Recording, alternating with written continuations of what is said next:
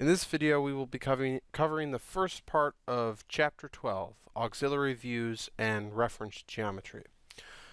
We will be creating the part called the Rod Guide, and to do this, we will be needing to create additional reference planes in reference geometry. Now, reference planes and reference geometries are exceedingly important tools, so we'll be going in a little bit more in depth than the book does. But to begin, we're gonna start with our basic modeling strategy on 212. So I'm gonna open a new part, and we're gonna make sure that it's in inches, and we're gonna extrude from the top plane. Now, it's important to choose the correct plane to start from if you're following the book, because the way that the reference geometry works, if you don't start from the right spot, then every time you add, if you're following from the book, you add geometry, the book may say the front plane, but if you started from the top plane, then you'll actually need, you may need the right plane or the top plane instead of the front plane. So if you are the type of person who needs who's following the book very explicitly, be sure to start at the appropriate plane, which is the top plane.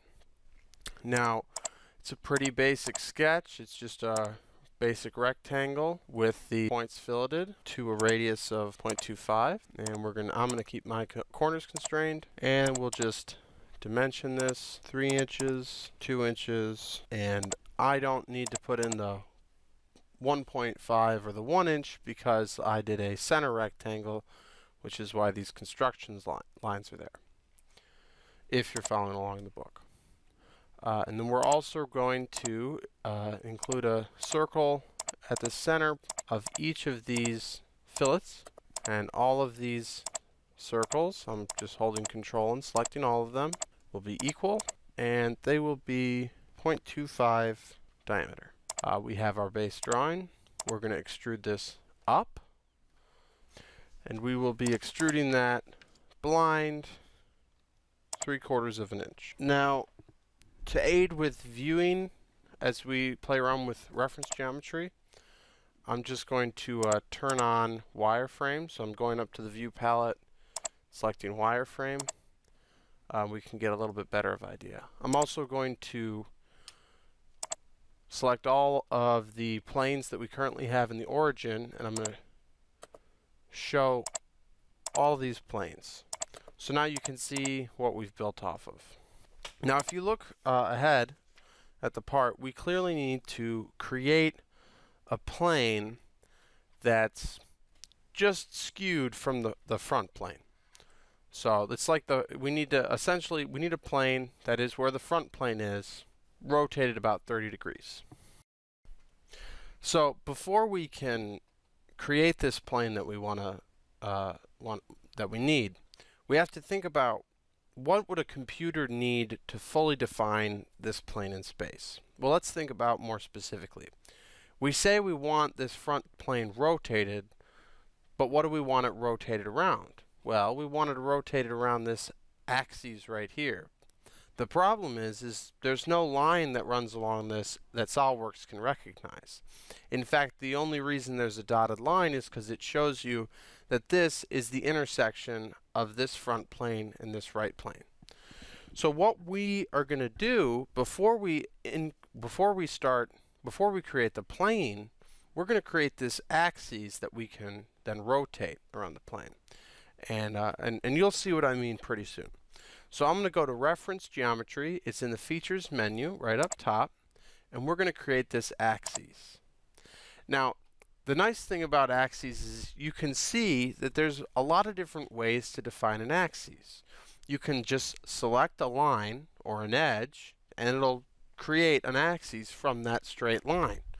You can take the intersection of two planes, which we can see right here. This front and right plane is creating this nice dotted line. We can create 2 points or vertices. So, if we wanted to do a point from here to there, that could create an axis. We could do a cylindrical or conical face, or even a point and a face, and get the normal from a plane. The point and the plane and get the normal vector from that plane at that point.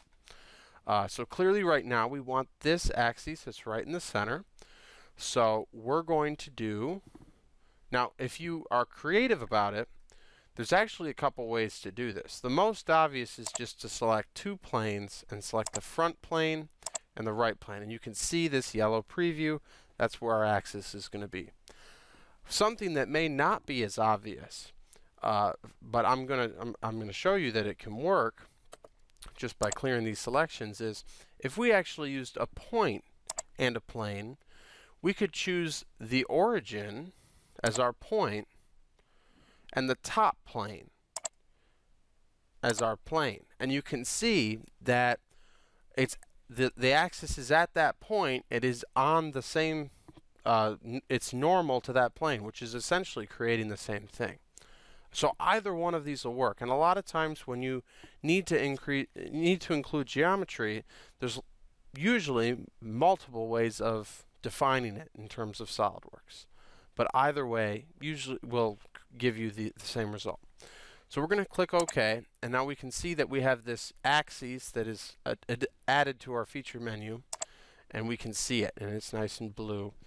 And again, just like these planes, if we want to hide it, we can hide it very easily.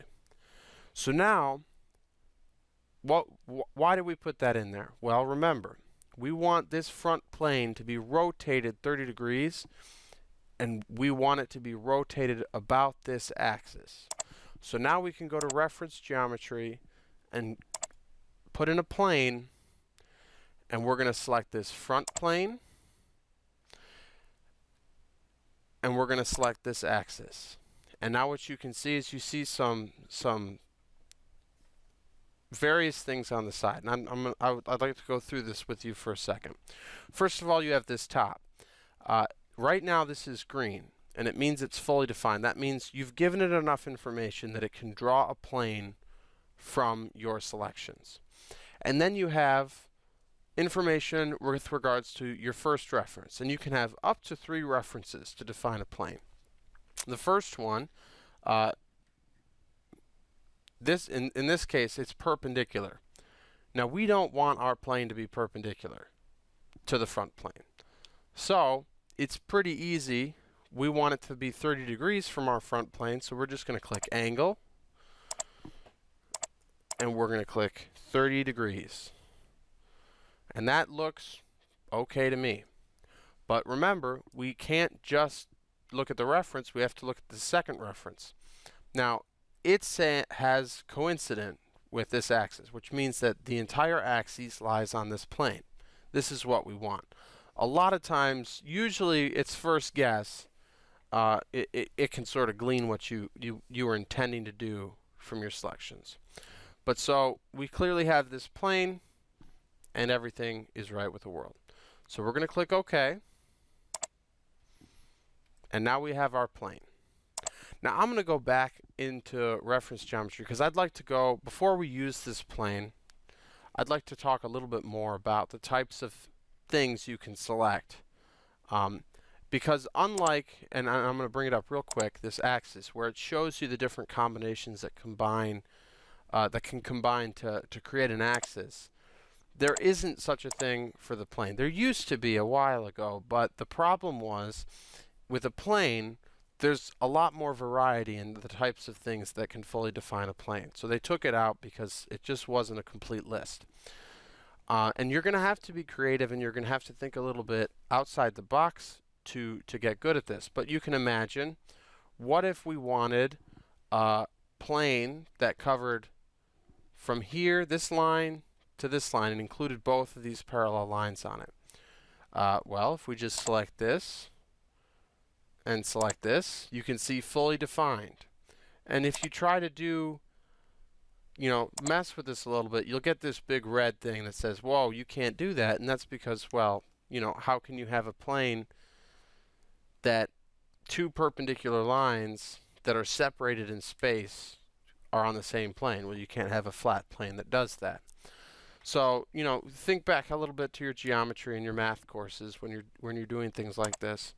But ultimately, you're looking for this green box. If you have a yellow box, it means, yeah, you have it, but it's not fully defined. If you try to create it, it's going to say incomplete. You have to create a fully defined plane before you can do it. Some common references are 3 points. 1, 2, 3. 3 points will create a fully defined plane. 2 parallel axes separated, or 2 perpendicular axes that come to a point or share a point. You can do a tangent plane by selecting a cylindrical face as well as additional planes. For instance, we'll do a tangent plane that's, say, at an angle to the front plane. And again, you can see that now that's fully defined.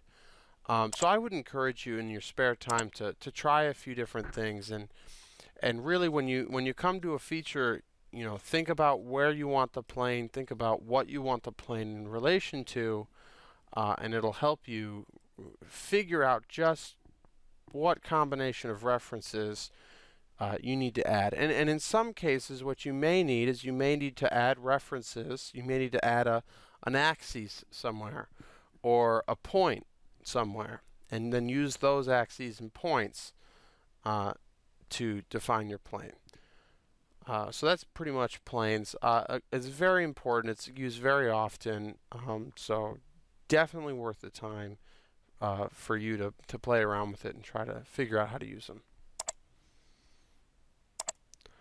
So, and in addition to that, you can add a point, which is it would be like another origin. It would just be a reference point. Usually you just do it off of an arc center, the center of a face, an intersection, or a projection. Alright, so back to the book. We're going to sketch our next sketch. So I'm just going to sketch on this new plane, and I'm just going to snap to it so that I can see a little bit better.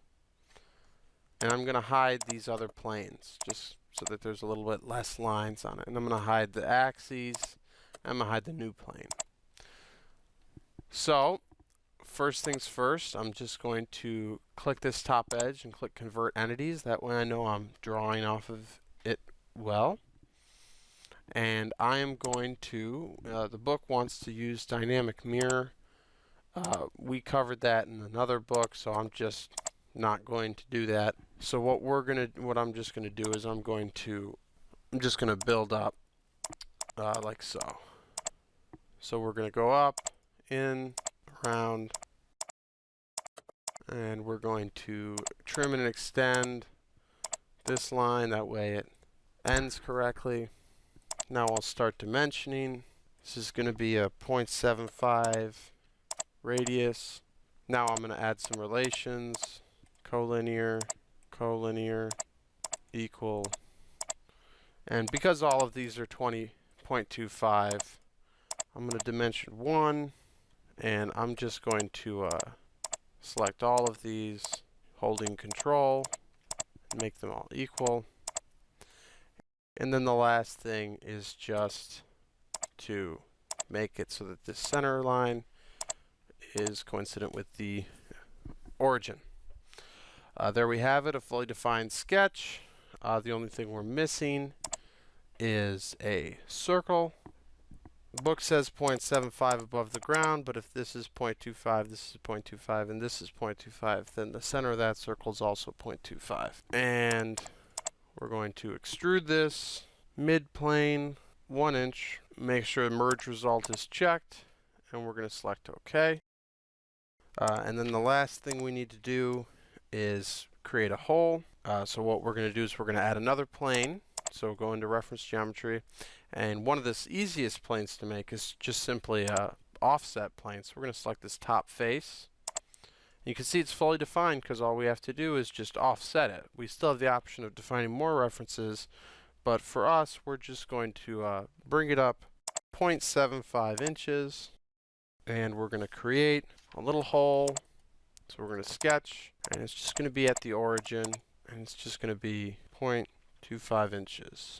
And we're going to extrude cut that up So we can see it's going down, and it's just going to go through all.